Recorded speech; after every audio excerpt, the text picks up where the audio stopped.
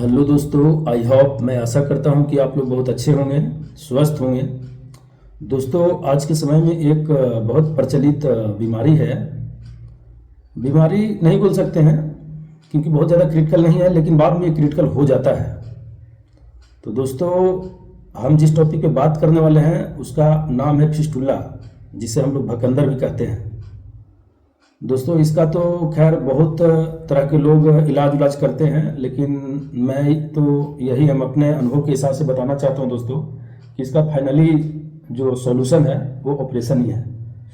और ऑपरेशन कई तरीक़ों से किया जाता है, लेकिन मैं जो आज जो बताने वाला हूं वो क्षार सूत्र विधि से ऑपरेशन जो होता है उस विधि को मैं बताने वाला हूं। दोस्तों, ये आयुर्वेद में होता है, और ये जो होता है दोस्तों क्षार सूत्र विधि का जो ऑपरेशन, ये जो मैं बताने वाला हूँ वो पूरे के पूरे सही चीज़ें मैं बताने वाला हूँ। क्योंकि दोस्तों, मैं ये ऑपरेशन मैं खुद करवाया हूँ, और मेरे को ये अपने अनुभव के हिसाब से मैं जो बातें बताऊँगा और शेयर करूँगा, जो अपने अनुभव के हिसाब से करूँगा। दोस्तों, सबसे पहले तो इसको बिना समय गवाए हुए हम अपने टॉपिक पर स्टार्ट करते हैं। दोस्तों, जो नया होंगे इस चैनल पे, कृपया चैनल को सब्सक्राइब कर दें, लाइक कर दें, दोस्तों को शेयर भी कर देना। जिनके पास ये समस्या हो वो अपना देख ले और फाइनली ये सॉल्यूशन ले, जितना जल्दी हो सके इसका ट्रीटमेंट करवा सके। दोस्तों, तो चलिए हम अपने टॉपिक पे चलते हैं। दोस्तों, सबसे पहले ये जो है ना, ये लोग को समझ में ही नहीं आता है कि आखिर मैं कैसे समझूं कि ये भकंदर हो गया है। तो दोस्तों, मैं भी परेशान था इसी चीज़ को लेकर के, क्योंकि मैं ट्रेनिंग में गया था, अचानक से एक घाव हुआ, जिसको हम लोग गांव देहात की भाषा में बाल तोड़ घाव कहते हैं, उस टाइप से। मुझे भी लगा कि नॉर्मल घाव है, सभी को लगता है ऐसा ही लगता है। आप लोग जिनको ये हुई है उनको भी ऐसा ही लगेगा, बाल तोड़ घाव हुई है। तो ऐसा होता है कि कभी कभी बाल तोड़ घाव भी होता है, लेकिन इसका जो मेनली रूप से इसका जो लक्षण है, घाव जो होगा वो लैट्रिन के रास्ते के बगल में जो घाव होंगे, वो घाव जो है ना, वो एक उसमें उसे एक छिद्र, माने छिद्र बन जाता है। घाव तो है ही, घाव तो बाहर से दिखेगा ही कि छिद्र टाइप का है। तो इसमें मेन जो चीज़ें है ना, इसे हमेशा पस टाइप का पीप जो है हमेशा पस टाइप का बाहर निकलते रहेगा, हमेशा थोड़ा थोड़ा, माने हर आधे घंटा में उसको देखेंगे तो वहाँ पे गिल्ला रहेगा। इससे आपको माने कपड़े में भी लगते हैं। तो सबसे बड़ी लक्षण इसका यही है कि अगर ये आपको हमेशा पस बाहर निकल रहा है तो जितना जल्दी हो सके आप डॉक्टर से सलाह लें, और डॉक्टर से सलाह लें, और इसका सलाह लेने के बाद अगर ये चीज़ कंफर्म हो जाती है कि आपको भकंदर हो गई है तो कृपया सीटी स्कैन करवा लें। सीटी स्कैन करवाने के बाद इसका ट्रैक जो बनता है, नया जो ट्रैक बना देता है बाथरूम का, जिसके माध्यम से पस निकलता है, यही जो अगर जो लोग बहुत दिन तक नहीं करवाते हैं, ये छिद्र जो है वो बड़ा हो जाता है, तो ये विकराल रूप धर लेते हैं, जिसका कुछ और भी बीमारी हो सकता है। तो मेनली रूप से इस पर ध्यान दें कि अगर ये पता चल जाता है तो सीटी स्कैन करवा लें, कि ताकि ट्रैक पता चल जाए कितना mm का ट्रैक बना है। दोस्तों, अब हम चलते हैं मेन चीज़ें पे, जिस चीज़ें के लिए वीडियो बनाए हैं कि जो ऑपरेशन होता है तो उसमें क्या क्या होता है। तो दोस्तों, हड़बड़ाने का बहुत बड़ी कोई बात नहीं है, क्योंकि ये पेनफुल नहीं होता है। ऑपरेशन जो है बहुत नॉर्मल सी ऑपरेशन होती है, 40-45 मिनट का ऑपरेशन ये चलता है। डॉक्टर द्वारा सबसे पहले आप जाएंगे तो आपको माने लैट्रिन वाले जगह पे, उसके अगल बगल में जो एरिया है उस पर एक एनेस्थीसिया का इंजेक्शन लगाएंगे, जो हल्का सा फील होगा, जो नॉर्मल सुई जैसे देता है उस टाइप से फील होगा। बाकी उसके बाद एनेस्थीसिया 1-2 देने के बाद वो आपका उस एरिया में जो है ना, वो एरिया सुन हो जाएगा। अब उसके बाद उसमें ऑपरेशन करते हैं कि उस जो हमारा ट्रैक बना है उसको हम लोग क्लीन करते हैं।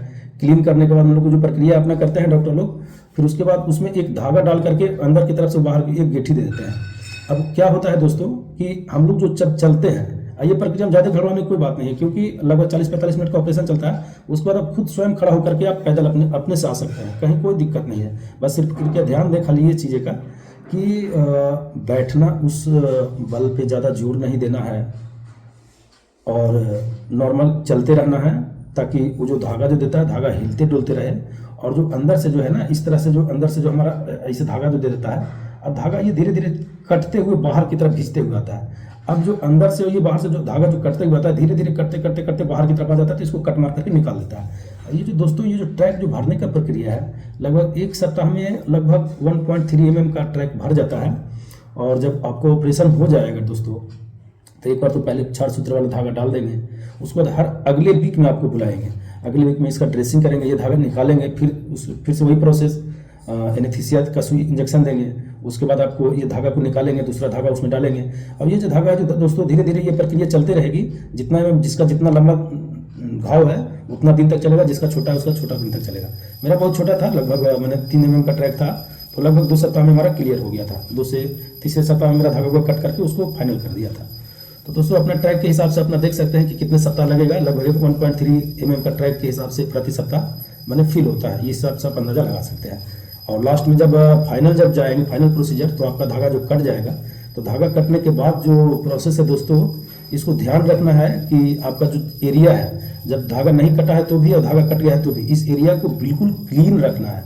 सुबह शाम गर्म पानी, गुनगुना पानी कर लें, उसमें बैठना है। इसमें कोई किसी तरह का कोई केमिकल, कोई डिटॉल्स वगैरह कुछ नहीं मिलाना है।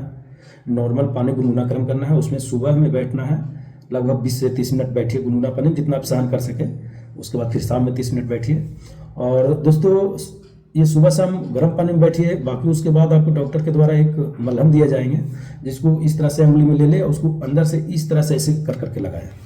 उसके बाद आपका एक ऑयल दिए जाते हैं, जिसको रुई में रख करके जब फाइनल प्रोसीजर होगा तब ऑयल दिए जाएंगे। तब जब फाइनल प्रोसीजर जहाँ पे जो कट लगता है, उस कट के पास में रुई में ऑयल में रुई को भिंगा ले, फिर रुई को उस जगह पे रख ले।